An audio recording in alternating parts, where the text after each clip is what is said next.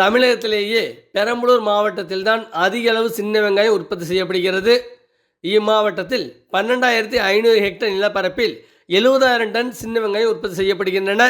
குறிப்பாக செட்டிக்குளம் மற்றும் அதன் சுற்றுவட்டார கிராமங்களில் விளைவிக்கப்படும் சின்ன வெங்காயம் அதிக காரத்தன்மை, முளைப்புத்திறன், மருத்துவ குணம் கொண்டதாக உள்ளன. இது சுமார் 15 முதல் 18 அடுக்கு உலர்ந்த வெளிப்புற செதில்களை கொண்டுள்ளன. இந்த சின்ன வெங்காயம் ஓராண்டு வரை பட்டறையில் இருப்பு வைத்திருக்க முடியும்.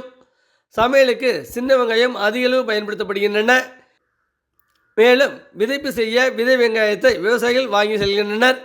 இங்கு உற்பத்தி செய்யப்படும் சின்ன வெங்காயம் தமிழகம் மட்டுமின்றி கேரளா, கர்நாடகா, ஆந்திரா உள்ளிட்ட அண்டை மாநிலத்திற்கும் வெளிநாட்டிற்கும் ஏற்றுமதி செய்யப்பட்டு வருகின்றன.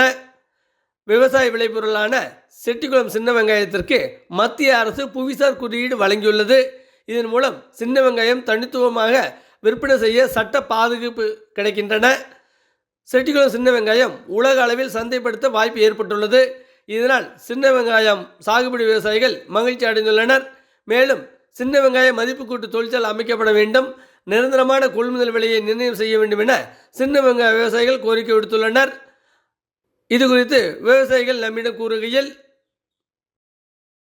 இன்றைக்கு பெரம்பலூர் மாவட்டம் செட்டிக்குளம் பகுதியில் விளையக்கூடிய சின்ன வெங்காயத்திற்கு ஒன்றிய அரசு சார்பிலும் தமிழக அரசு மற்றும் வேளாண் துறை சார்பிலும் பெரும் முயற்சிகள் எடுக்கப்பட்டு இன்னைக்கு அரசு சார்பில் புவிசார் குறியீடு என்பது வழங்கப்பட்டிருக்கிறது. உண்மையிலேயே இது பெரம்பலூர் மாவட்ட செட்டிக்குளம் பகுதி விவசாயிகளுக்கு, சின்ன வெங்காய விவசாயிகளுக்கு கிடைத்த மாபெரும் விருதாகும்.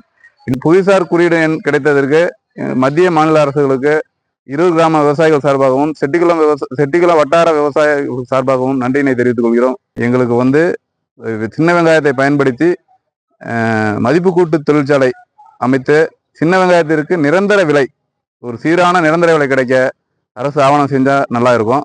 டிடி தமிழ் செய்திகளுக்காக பெரம்பலூரிலிருந்து எம். செல்வராஜ்.